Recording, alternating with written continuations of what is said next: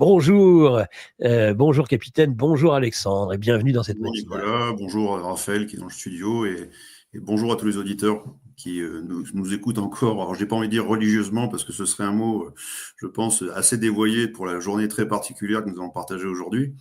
Mais bonjour à tous les auditeurs.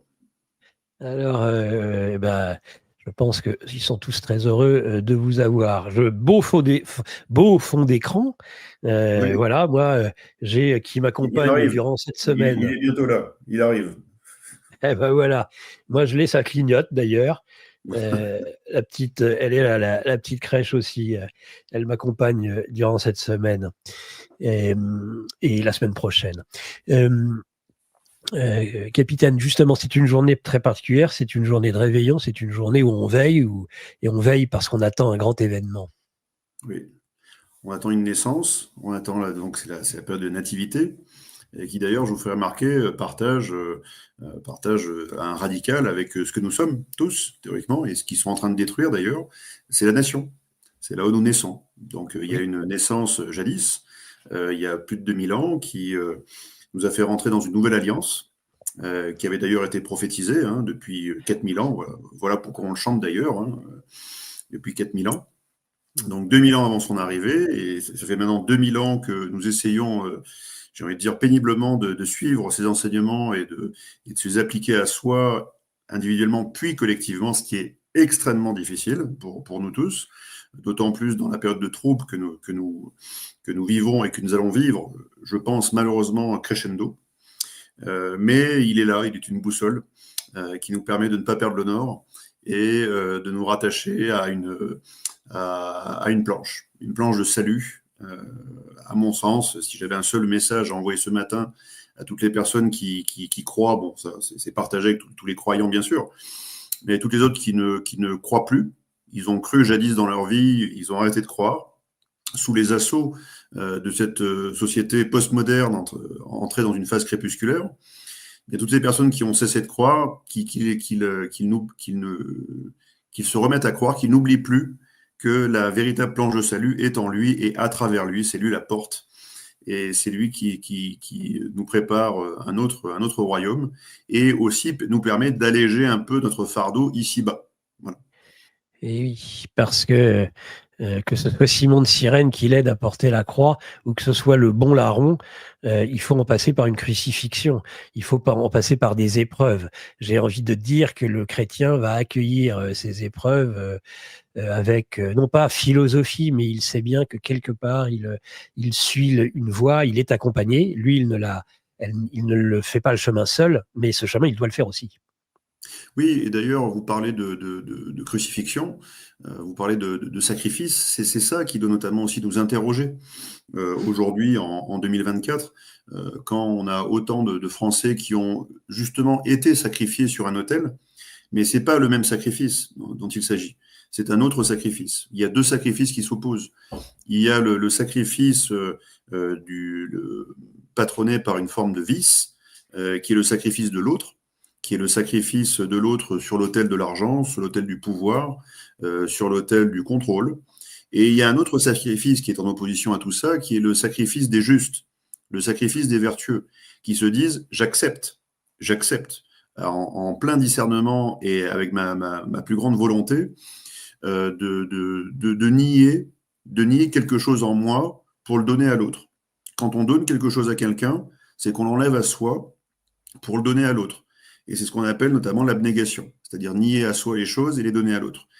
Et ça doit vraiment nous interroger parce que je croise beaucoup de personnes, j'échange avec beaucoup de personnes. Et autant vous dire que nier son confort aujourd'hui est très difficile pour beaucoup de nos concitoyens qui sont empêtrés dans une matrice consumériste et individualiste. C'est très compliqué. Alors, je ne vous parle même pas des autres étapes qui seront ensuite de nier sa liberté potentielle, voire de nier un jour sa propre vie pour l'autre, c'est-à-dire d'accepter un sacrifice, qu'on appelle le sacrifice suprême dans les forces armées. Et j'en profite pour envoyer un message amical à toutes les forces qui sont déployées partout dans le monde et qui seront loin de leur famille ce soir. Parce que la nativité, la naissance du Christ, c'est aussi une fête familiale. C'est la consécration de la famille, et ils seront loin de leur famille ce soir. Ils seront peut-être parfois enfermés à 200 mètres de profondeur dans un sous-marin nucléaire. Voilà, toutes ces personnes-là qui agissent et qui œuvrent aussi. Sans compter tous ceux qui sont d'astreinte. Dans les centrales nucléaires, même si elles sont vieillissantes et elles sont détournées de leur usage, toutes ces personnes-là qui assurent notre confort et le fait que nous puissions encore allumer l'arbre de Noël avec un peu d'électricité. Voilà. Mais pour revenir au sujet, oui, les 3 sacrifices. Le sacrifice de son confort, qui est préalable au sacrifice de sa liberté, et qui est donc avant un possible funeste, certes, mais grand sacrifice de sa propre vie pour les autres. Voilà. Et c'est là, je pense, dans cette série de sacrifices qui ne feront que révéler quelque chose à soi et de révéler quelque chose aux autres. De quoi sommes-nous capables? De quoi sommes-nous dignes? Si les Français aujourd'hui et les peuples du monde, le Christ s'adressera plus tard, une fois qu'il aura grandi et qu'il sera entouré de ses apôtres, sa parole rapportée parlera d'un message vers les nations du monde. Donc si aujourd'hui les Français, comme les nations du monde, veulent être libres, ça ne tombe pas du ciel. Nous croyons tous en la providence. La providence est là pour nous aider, bien évidemment, mais aide-toi et le ciel t'aidera. J'ai pas eu l'occasion et je me souviens pas vous avoir posé la question, capitaine Alexandre Juvin-Brunet, en parlant de sacrifice, comment vous aviez analysé, interprété, vécu un sacrifice qui a été présenté comme tel d'ailleurs, qui était celui d'Arnaud Beltrame, le gendarme. Est-ce que vous considérez, parce qu'il y a une ambiguïté, il y a eu non pas des polémiques, n'allons pas jusque-là, mais en tout cas, il y a eu des différentes appréciations. Justement, comment ranger ce sacrifice? Si on veut voir de la plus belle façon, on pourrait remettre en perspective la démarche d'Arnaud Beltrame comme une démarche qui est retournée dans un sens très christique, Oui, dans la mesure où il avait abandonné la franc-maçonnerie, je oui, tiens à le répéter. Il avait embrassé donc il avait bénéficié d'un renouveau christique, d'une foi tout à renouvelée en fait. lui. Il allait vers des fiançailles, un possible mariage, si je ne me trompe pas, C'est avec ça. sa fiancée. Donc, Préparation au mariage. Il était préparation dans au cette préparation au mariage. mariage et le père qui est préparé au mariage a fait une très très belle lettre sur cet homme qui allait se marier justement dans la foi chrétienne. Oui. Et donc, on peut vraiment le voir comme un chevalier. Un chevalier, mais animé par des valeurs chrétiennes qui sont des valeurs je vous le dis, d'abnégation, de courage, grand courage, euh, et qui, au-delà ce n'est pas un triste exemple, en fait. Bien sûr que c'est triste d'offrir sa vie, mais regardez combien sa mémoire et combien cet exemple seront durables dans l'esprit des Français. Il ne sera pas oublié.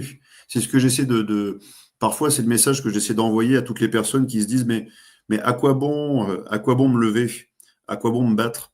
Je leur dis, mais vous savez, toutes ces personnes qui se sont levées et se sont battues, c'est notre responsabilité actuelle, tout d'abord, de conserver cette mémoire et de la transmettre, bien sûr, mais preuve en est, ils ne sont pas morts. Ils ne sont pas morts, ils sont parmi nous. Ils sont parmi nous. Je vais citer, alors c'est pas forcément le meilleur exemple catholique, ni forcément de bonnes mœurs, mais c'est quelqu'un qui s'est, encore une fois, sacrifié pour nous jadis. Quand vous prenez l'exemple de Jean Moulin, c'est une personne dont on n'a pas retrouvé la dépouille. On n'a jamais retrouvé sa dépouille. Et pourtant, il existe, il est toujours parmi nous.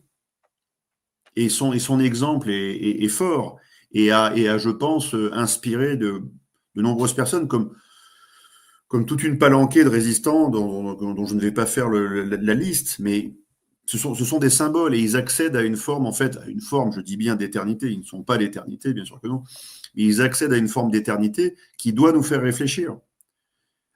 Peut-on abandonner notre existence immédiate, consumériste, individualiste, et souvent pécheresse, et je suis le premier pécheur, pour quelque chose de plus grand, de moins cupide, de moins centré sur sa mort à soi, mais plutôt sur sa mort à soi pour les autres? Sommes-nous capables?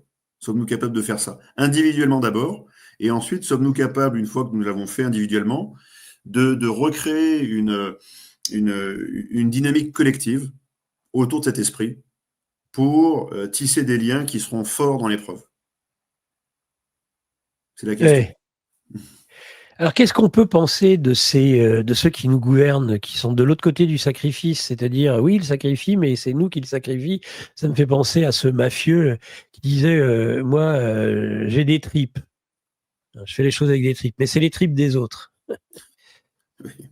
Ben oui, ben ils sont, je pense, ils sont la contre-église, et donc ils sont en fait tout ce qui est contraire à ce que nous portons. Donc les Français ne doivent pas rester entre deux, ils ne peuvent pas être spectateurs, parce qu'ils ne sont pas spectateurs, ils sont forcément acteurs ou victimes de cette opposition qu'il y a entre une église et ses valeurs et une contre-église et ses propres valeurs, ou plutôt anti-valeurs. Et dans ces anti-valeurs, il y a nécessairement eh bien, tout ce qui est l'inverse. En fait, on parle souvent de société inversée, renversée puis inversée. Eh bien, c'est l'inverse de tout ce qui nous anime en termes d'esprit, anima. C'est-à-dire, c'est l'inverse du chemin, c'est la falaise. C'est l'inverse de la vérité, c'est le mensonge permanent. C'est l'inverse de la charité, c'est la cupidité et le repli sur soi et chacun pour soi. Et c'est l'inverse de la vie, parce que ce sont des promoteurs de la mort, par l'avortement à outrance, par les injections aux personnes âgées dans les EHPAD durant quasiment 2 années pour les amener à une mort lente.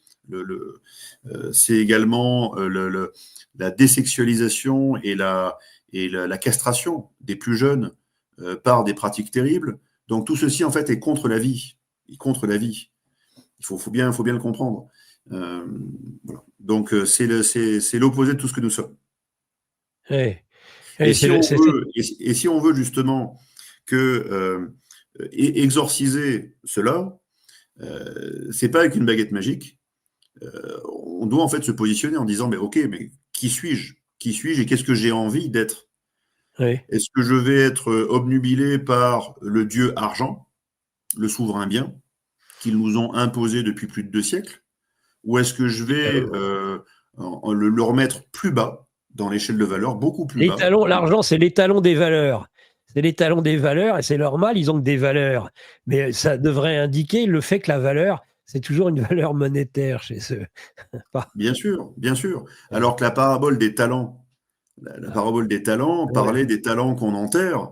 Mais le Christ, et sa parole rapportée, voulait dire, mais vous enterrez votre propre talent naturel. Ouais. Alors, on avait utilisé une parabole monétaire pour toucher l'esprit de l'époque et d'ailleurs toujours toucher l'esprit actuel, parce que malheureusement, on est encore une société vraiment enquistée dans cette obnubilation permanente de comment survivre. Et c'est triste parce que toutes les conditions de vie en société sont faites pour pousser les personnes à systématiquement rechercher la survie parce qu'il n'y a plus de conditions de vie dignes ici-bas.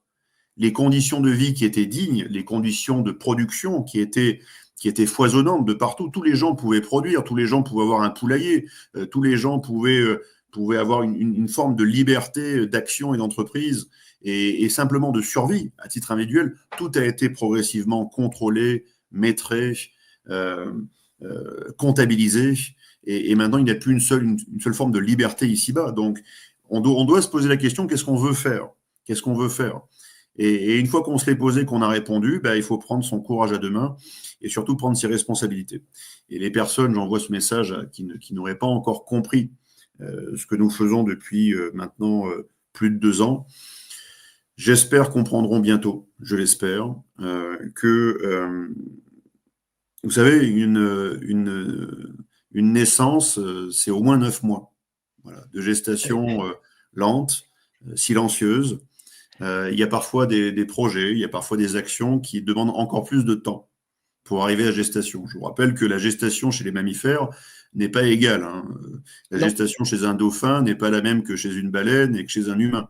Donc il y a selon l'espèce et selon le projet des gestations différentes.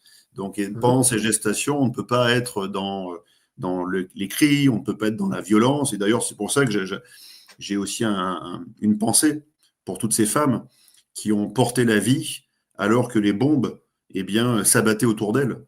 Les femmes en Ukraine, les femmes en Nouvelle-Russie, les femmes à Gaza, les femmes en Syrie. Toutes ces femmes qui portaient la vie et qui étaient entourées par la mort. Et c'est un combat qui est terrible, mais en même temps, c'est le plus beau des combats. Parce que les femmes sont encore à porter la vie, à transmettre la vie, alors qu'autour d'elles, tous les instruments de mort sont déployés pour en finir avec l'humanité. Toutes ces femmes aussi qui portaient la vie pendant les guerres européennes, mondiales, Première et Deuxième Guerre, les bombardements, même les bombardements alliés jusqu'à la libération. Au Havre, on se terrait sous le tunnel Génère des femmes accouchaient. Il y a cette vie qui est plus forte que tout et qui est portée par les femmes. Oui. Elles sont la deuxième porte. La première, c'est le Christ. La deuxième, et c'est pour ça qu'on parle que la Vierge Marie a une place aussi importante. Oui. Autant pour le Christ aussi, mais qu'en tant que femme. C'est vraiment la spécificité, celle des catholiques ou des orthodoxes, ce qui est perdu avec les protestants, oui. Malheureusement.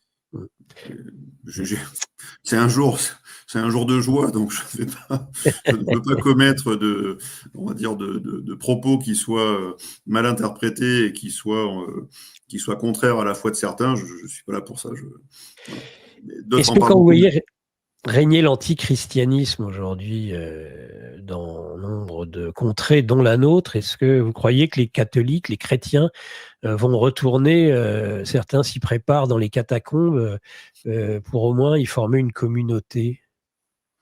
Mais certains ont déjà recommencé à être dans les catacombes pour prier. N'oubliez pas que l'épisode du masque du Covid avait été un épisode où les catholiques et les chrétiens au sens large n'avaient plus le droit de prier sans mettre des gestes barrières, sans mettre des masques, sans enlever l'eau du bénitier. Sans enlever l'eau du bénitier. Donc tout ce sacré a été piétiné pendant ces 3 années. Et donc voilà pourquoi, naturellement, des personnes ont toujours cherché à retrouver ce sacré, et ils l'ont retrouvé parfois dans une grange, ils l'ont retrouvé parfois dans une cave. Donc effectivement, votre allusion aux catacombes est très juste, mais c'est un mouvement qui a déjà commencé. Et les patriotes, quand on relit, c'est votre cas, vous avez cette spécificité, Alexandre Juvin-Brunet, dans vos comités de salut du peuple, justement d'ajouter le patriotisme, ce qui manque souvent malheureusement à certains types de mouvements de ce type, et justement ce qui renforce. Et la foi chrétienne, ça renforce, c'est un ciment supplémentaire? À titre personnel, oui. Et je le dis publiquement aujourd'hui. Je ne pourrais pas faire tout ce que je fais sans son aide. Et en son nom, c'est pas possible. C'est pas possible. C'est au-delà de mes capacités humaines. C'est ça aussi dont je veux parler aux personnes qui me suivent déjà ou me suivraient demain, mais pas me suivre pour moi, Alexandre.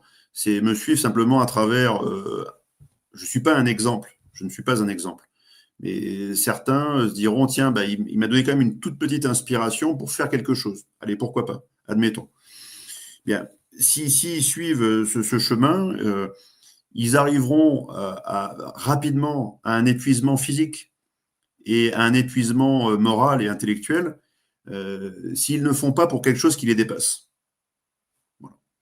Donc, quand on fait quelque chose pour les autres et qui dépasse soi, qui dépasse les frontières de notre propre existence, petit espace vital, différentes choses, on se met à toucher à des ressources, cette fois-ci illimitées, dont on n'a pas la maîtrise illimitée, bien entendu. Mais on touche à certaines ressources qui, elles, sont illimitées et qui sont les forces de la vie et les forces de la foi et les forces de la charité et de l'espérance. Et toutes ces forces-là, j'espère, accompagneront toutes les personnes qui seront encore à mes côtés. Et je leur dirai, vous pourrez tenir si vous renouez avec une forme de foi quelle qu'elle soit, qui vous fait dépasser votre petite condition humaine, individuelle, pour accéder à quelque chose de plus grand. Et de plus grand, donc collectif, nécessairement. Est-ce que cette naissance, elle est individuelle, mais est-ce qu'elle peut être aussi collective? Français, ça signifie libre, affranchi surtout. Oui. C'est un affranchissement. Alors, c'est qu'on a été en esclavage. Quelle parenté avec, dans notre texte sacré, car ça fait aussi partie du texte sacré, que la sortie d'Égypte du peuple hébreu. C'est très, très C'est juste. une naissance. Ce que vous dites là est très, très, très intéressant parce que je vais le rappeler aujourd'hui, ou le dire simplement, pour la personne qui ne saurait pas. Certains juifs, certains courants juifs, considèrent la France comme l'Égypte. Oui. Et ce qui est curieux pour nous, Français, c'est que les Juifs, jadis, donc, ont subi et ont entrepris l'exode d'Égypte, ils en sont sortis, pour retrouver Canaan, pour retrouver ce pays où coule le miel et le lait, la terre promise. Nous sommes déjà sur notre terre promise, nous, Français. Oui. Oui. Donc, nous sommes, en fait, nous sommes sur une terre qui nous est progressivement enlevée. Nous allons faire probablement un exode sur cette même terre, mais c'est pas forcément, ça peut être un exode terrestre, ça peut être un exode à pied, ça peut être un exode en voiture, ça peut être un exode en quoi que ce soit, mais c'est avant tout un exode symbolique. Nous sommes obligés de ressortir de notre propre pays pour faire une boucle et embrasser demain quelle pourrait être de nouveau cette terre promise que nous avions bâtie en fait. La terre promise était sous nos pieds. La France, c'était une terre promise. Parmi les terres qui ont été promises au peuple du monde et aux nations du monde. Et la terre de France prenait une place éminente parmi ces terres promises. Donc, nous, peuple français, je pense, je me tromperai peut-être, très probablement, je ne suis qu'humain, que nous allons probablement entreprendre un exode. Nous avons déjà entrepris cet exode, en fait, il a déjà commencé, pour nous réapproprier cette terre qu'on nous a enlevée. Et la réappropriation passera par... Vous aimez nos émissions ? Ouais. Vous aimez les différents formats qu'on vous propose ? Ouais. Tant mieux, car vous allez adorer notre revue mensuelle. Et pourquoi ? Car on a recruté les meilleurs experts pour vous offrir des analyses sans tabou sur les sujets clés de notre société, économie, politique, criminalité d'État, technosciences, mondialisme. Et on vous livre bien sûr toutes nos solutions financières pour préparer votre avenir. Oh, l'avenir, c'est ce qu'on a inventé de mieux pour gâcher le présent. Cliquez sous la vidéo pour recevoir votre revue dans votre boîte aux lettres et avoir accès aux meilleures informations qu'on ne peut pas dire sur YouTube.